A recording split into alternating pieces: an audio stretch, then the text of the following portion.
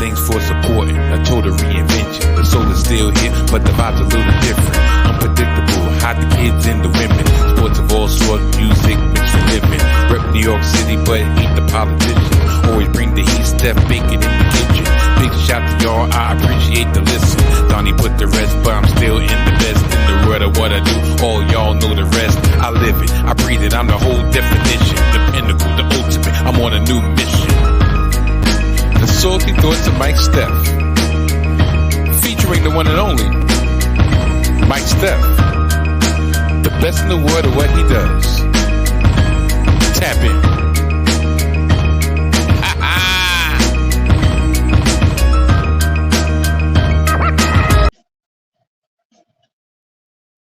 What up, people? I said what up, people, to a special Sprinkle Salt edition of the Salty Thoughts of Mike Steph podcast, featuring the one and only Mike Steph, best in the world at what he does. Yeah, man. I'm back with another episode, another post-game New York Knickerbocker victory episode. This time, we are victorious in game 2. The garbage truck goes by. Yes, the garbage truck that's currently taking the Indiana Pacers back to their hit town. But yeah, we're victorious after a game 2 victory in the Eastern Conference semifinals. In a game that had a lot of ebbs and flows, had a lot of angst amongst Knick faithful due to an injury sustained by our leader, by our superstar, by our MVP, Jalen Brunson, due to his ankle, to his foot. Officially, it's a sore foot. When I get into the minutia of stats or whatever, the main stat is that we were victorious. But I'll start from the beginning. We raced off to about 6-7 point lead in the first quarter. They couldn't do anything to stop us. We was running out offense to perfection, and up until the 3-minute mark remaining in the first quarter, we was firmly in control, and that's when Jalen Brunson sustained said injury. First, you thought, well, what they were saying on the broadcast was maybe he got a knee to the inner thigh, maybe it was a thigh contusion, something like that. Then you kind of see Jalen Brunson holding the junk, so maybe you're thinking, yeah, he got knee in the junk, he'll be all right. When he came out the game, we're figuring, maybe that's his 3-minute mark break. He'll be back for the second quarter. Guess what? He did not return in the second quarter. Thankfully, for the aggressiveness of OG ANUNOBY, who actually sustained the injury in the same game. Coincidentally, this is the 40-plus year anniversary for when Willis Reed walked down that aisle in Game 7 against the Lakers and led us to our last championship. So it was very apropos that we had something similar, maybe not the same stakes, but something similar happened at the very beginning of the second half. But OG ANUNOBY came out aggressive. He had a total of 28 points. I believe he had 20 or 22 points in the first half. He was doing it from inside. He was doing it from outside. He was doing it from 3. He was doing it from mid-range. He was showing exactly who really is spicy when it comes to Spicy Pete. If anything, we got the better hog from that Toronto Raptors team. He plays offense and he plays phenomenal defense, as we already knew. But nobody expected him to carry the load. Now, unfortunately, going into the first half, going into halftime, we were down by 10. An 8-point lead turned into a 10-point deficit. But as they said in the post game, team as a whole, very confident that with or without Jalen Brunson, they were not going to lose this game. And that's no slight to the Indiana Pacers. That is a testament to the heart, due to the grit, to the uh, just the heart and soul of the team. You see me pause because the dude walking in the middle of the street. It's about 12:35. I'm in the Heights. I'm in Crown Heights. So you got to keep your eyes and heads on a swivel. Listen, I ain't gonna be caught sleeping. I ain't gonna be caught lacking out here. Anyway, so going into that second half, Hartenstein said that they didn't believe that Jalen Brunson was gonna come back. They didn't know exactly what was wrong, but for him to have to take himself out the game, they knew it had to be pretty serious. Serious enough that Jalen Brunson felt that he would be doing a detriment by remaining on the court. He came out for warm-ups in the second half during halftime, and the garden erupted. The garden erupted. Everybody got on their feet, and it galvanized the team. That 10-point deficit was gone in a heartbeat. Do you know that Jalen Brunson scored 24 points in the second half alone on literally 1 foot? You could tell he was a little bit tentative, but just the threat of him being out there, and Josh Hart and DiVincenzo and OG and Hartenstein and them boys doing the damn thing. So it allowed Brunson to literally get his feet up underneath him to figure out what he can do, what he can't do. They was moving like a well-oiled machine on defense, making sure that Indiana could not take advantage of whatever problem he had on one of the feet. Indiana entered the fourth quarter down by 8. So we regained that 8-point lead. Do you know? I think there's one stat that the plus minus with Jalen Brunson on the court was, I believe, a plus 26. Obi Toppin got his 20 points. Okay, good. I know Obi was going to show out. Halliburton had the quietest 34 points I could ever see, witness. And that's no shade to him, but at the same time, it's a shade to everybody in the league, everybody in the media that feels that Halliburton is a better, all-around a better player, a better option than Jalen Brunson. Look, Team USA thought so. They chose Halliburton over Brunson. I said it before and I said it again. And I'll say it again. Since that in-season tournament, Halliburton has been average. So, and like I said, there's no shade to him, but 34 points and he had no impact on the game. Brunson comes in, and before he starts getting in his bag again, that lead gone. Gone in 60 seconds. Donte with his third consecutive game of 5+ 3-pointers. He had 28 points on 6 threes. ANUNOBY, OG ANUNOBY, before he had to exit the game with a hamstring injury. Hopefully it's not too severe. He had 28 points. Like I said, he had 20 in the first half. Josh Hart doing Josh Hart things. Hartenstein, I believe he had 14 points, 12 rebounds, 8 assists. Precious Achiuwa came in, had a clutch 28 minutes. And OG's absent at 8 points, couple rebounds, and great defense on Miles Turner. So we end up winning this game. Actually, end up winning this game going away.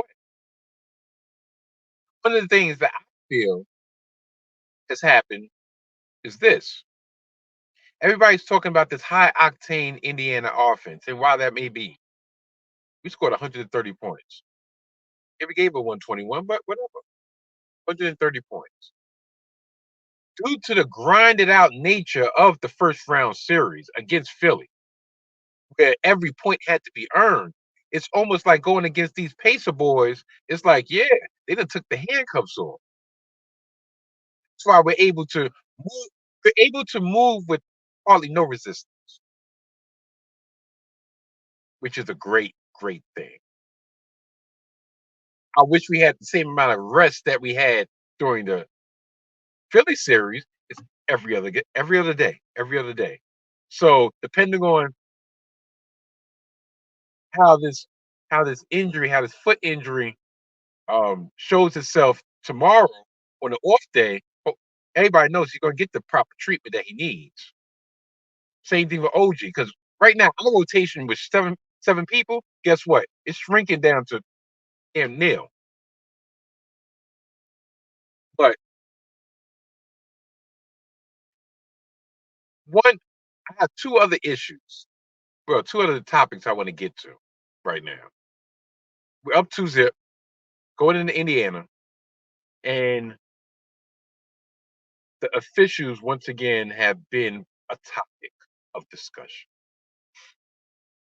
Rick Carlisle literally was crying post game, saying, "No, at the first game, I chose to take the high road. There was about 29 clips that we could have sent to the league offices, and we chose not to because at the end of the day, we knew we wasn't going to get hardly no calls in the guard.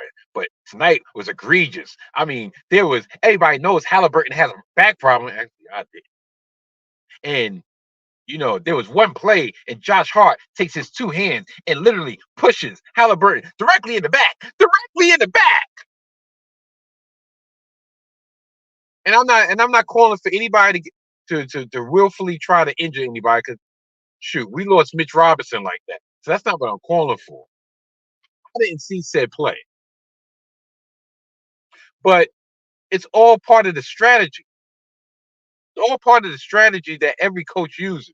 You're going back home. You feel like you didn't get the whistle the way you were supposed to. You're gonna put those bugs in the ears. You're gonna put the onus on the officials to make sure that this doesn't look fixed. But it's hilarious to me that all these teams, all these pundits, all these coaches think there's some conspiracy to for um trying to set the stage for the Knicks to win. Are you out your effing mind? Like, we've been the butt of the joke for how many years? And now, since we got some sustained success, now we're the league's chosen one. Oh, come on. Why? Because LeBron ain't in? Because Steph ain't in? Because none of your chosen ones are in? So therefore, it has to be New York. If that was the case, New York would have had championship upon championship upon championship. But like I said, I know it's all part of the play. So I'm quite sure we're going to get the quick whistle. Hartenstein's going to get two quick fouls. Donte's going to get two quick fouls in the first 3 minutes of the first quarter, Friday night in Indiana. And then y'all going to be happy.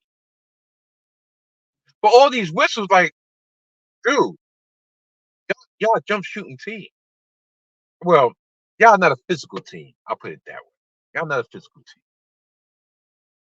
The foul discrepancy, 22 attempts for us, 17 for y'all. 5. Now, of course, y'all missed 7. Is it?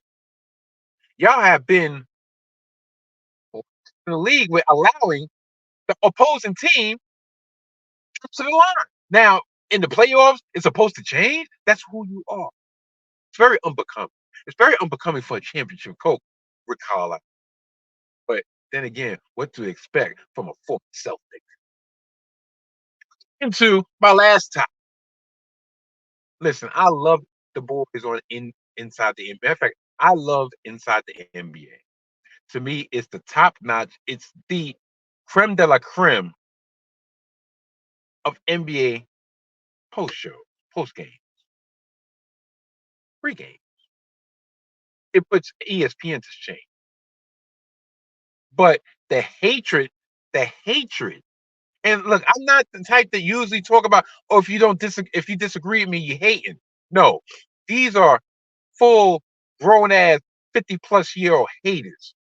Charles Barkley, Shaq, like, yeah, I can't wait. I hope they get to Boston so Boston can bust their ass. Really? Really? Yeah, hating spiteful ass. How even though I don't agree with Jokic being the MVP this year, I can see a case for it. And yes, I'm biased for the egregious that Jalen Brunson wasn't even in the top in the final three. Look, in the regular season, he lifted our team. He lifted the New York Knicks to a number 2 seed in the East.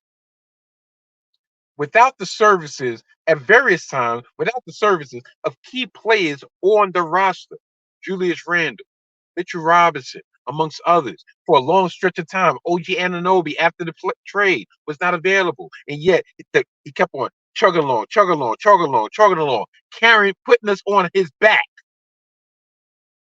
And he didn't even get a first place vote, but neither here nor there. But for Shaq to interview Jokic and tell him to his face, well, congratulations, big man. I'm all about the big man, but yo, I think you shouldn't have won that shit. SGA should have won it. Like, wow. So what do I expect?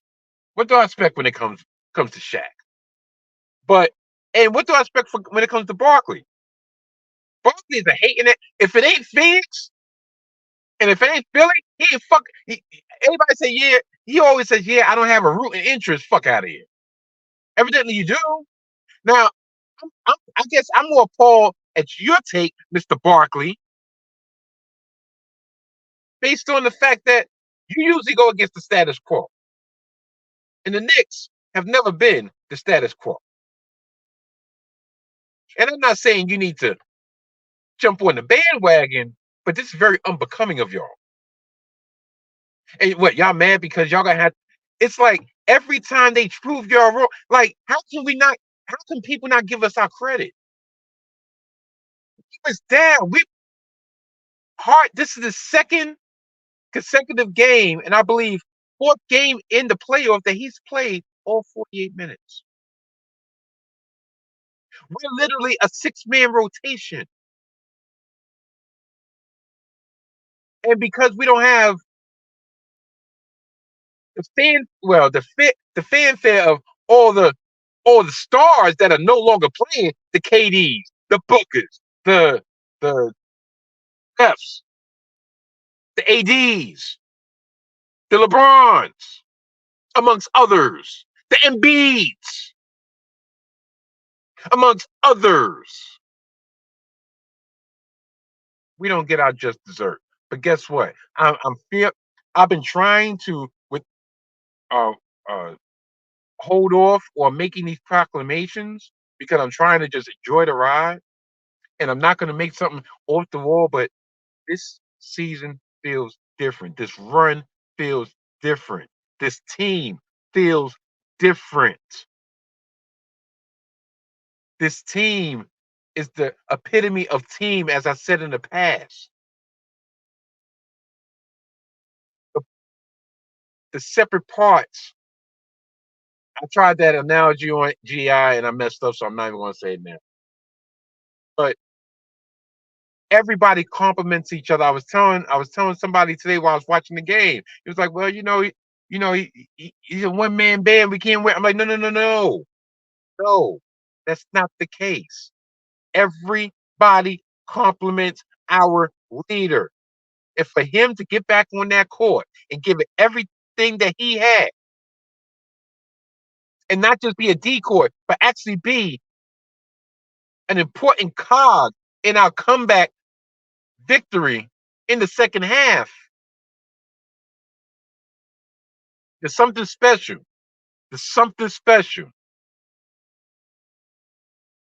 Something special going on. And I don't want to see nor hear any of these cocksuckers when we're going down the Canyon of Heroes. Listen, I'm not calling it, but at this point in time, it would not surprise me, very least, if we're playing in June and we have, I mean, Boston. You can't wait for Boston to bust our ass. The last time, the next time Boston actually meets their expectations would be the first time. I'm not scared of Jalen Brown. I'm not scared of Jason Tatum. I'm not scared of Derek White. Scared of Porzingis. I'm not scared of whoever the fuck their coach name is. Mazzola, Madola, Tomato, Tomato. Not scared of none of those cocksuckers.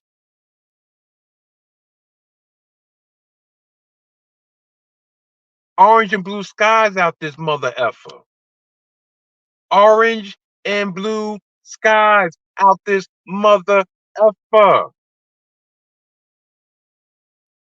Game 3, Indianapolis, Indiana.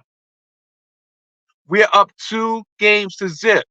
I'm not gonna go and say, yeah, we're gonna sweep, because like I said, we're gonna trickle off one game, and especially with our health, game 3 will probably be the game that we off up. But at the same time, I know Tibbs is gonna have these boys ready, willing, and able. Ready, willing, and Gable. Thank you. And to all those haters out there, to all those naysayers out there, to all those that are wishing for, praying for the Knicks downfall. This is what I say. Shoot! I'll be back Friday night, late slash Friday night slash early Saturday morning with another recap of these New York Knickerbockers in this historic, this memorable run that they're having that's galvanizing the city. That's galvanizing all us old head Knicks fans that know what it's like to have these runs in May and June, and for our season to be continuing and just getting started in April, bringing back '94 feelings, bringing back '99 feelings. Shoot, it's been 25 years, baby. If not now, why not? Why not? I'll holler at y'all later. But before I get out of here, here's a little message for the Nick haters out there. Uh-oh. Fuck you. Uh-oh. Fuck you. Uh-oh. Fuck you. Uh-oh. Fuck you. Uh-oh. Fuck you. Uh-oh. Fuck you. Uh-oh. Fuck you. Uh-oh. Fuck you. Uh-oh. Fuck you. Yeah, you heard him. Goodbye.